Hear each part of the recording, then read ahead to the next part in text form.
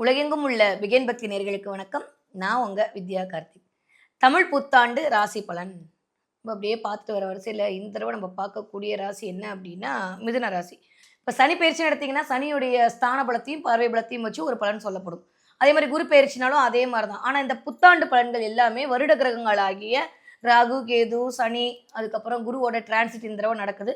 So இந்த 4 வருட கிரகங்களுடைய மிக முக்கிய நகர்வை வச்சு நமக்கு என்னெல்லாம் நடக்க போகுது அப்படின்றத நம்ம பார்த்துட்டே வரோம். அந்த வரிசையில் நம்ம இப்போ பார்க்கக்கூடிய ராசி என்ன அப்படின்னா மிதுன ராசி.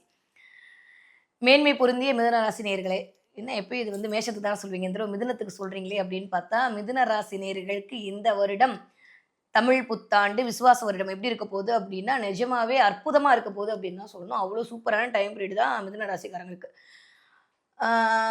என்ன மேடம் 10ல் சனி வருதுன்றாங்க, நீங்க வேற டைம் நல்லா இருக்கும்னு சொல்றீங்க அப்படின்னா, 10ல் சனி கர்மகாரகனான வரப்போறார். தலைக்கு மேல குரு வரப்போறார். ஒரு சுப கிரகம் உங்களை இயக்க போகிறது. இயல்பாகவே ஒரு சுப கிரகம் நம்ம மேல இருக்கும்போது நம்ம மேல ஒரு லைட் அடிச்ச மாதிரியான ஒரு எனர்ஜி ஃபீல் அப்படின்றது கிடைக்க போகுது. ஆன்ம பலம் அப்படின்றது அதிகரிக்க போகுது.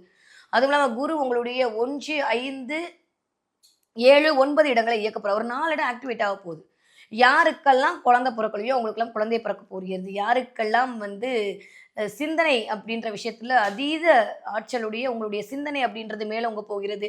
யாரெல்லாம் ஐடி ஃபீல்டில் வேலை பார்க்குறீங்களோ அடிச்சு வச்சுக்கோங்க. உங்களுக்கு வந்து ப்ரமோஷன் அப்படின்றது கண்டிப்பாக கிடைக்க போகுது. நிறைய பேர் ஒர்க் ஃப்ரம் ஹோம் மூலமாக வீட்டில் உட்காந்து வேலை பார்க்க போறீங்க.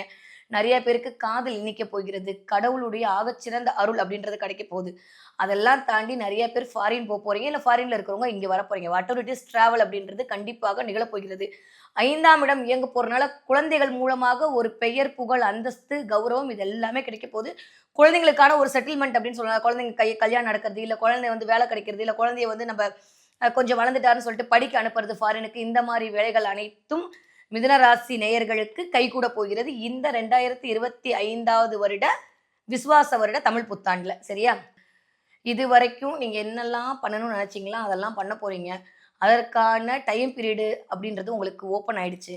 அதற்கான பாக்கியங்கள் அனைத்தும் உங்களை வந்து சேர்வதற்கான நேரம் அப்படின்றது இருக்கு. சரி, ஓகே, எதுல நான் கவனமா இருக்கணும் அப்படின்னா, கண்டிப்பா கழுத்து சம்மந்தப்பட்ட பிரச்சனைல கவனமா இருக்கணும். குரு அப்படின்றவர் தான் கொலஸ்ட்ராலை இண்டிகேட் பண்ணக்கூடிய ஒரு பிளானெட்.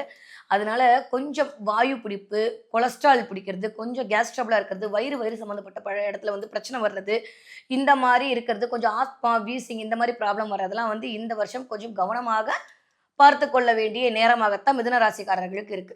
நிறைய மிதுன ராசிக்காரங்க புதுசா ஒரு அச்சீவ்மெண்ட் பண்ணுவீங்க. இது வரைக்கும் வந்து குழந்தைங்களா இருந்தாலும் சரி, பெரியவர்களா இருந்தாலும் சரி, ஏதோ ஒரு அப்ரிசியேஷன் அப்படின்றது கிடைக்க போகுது.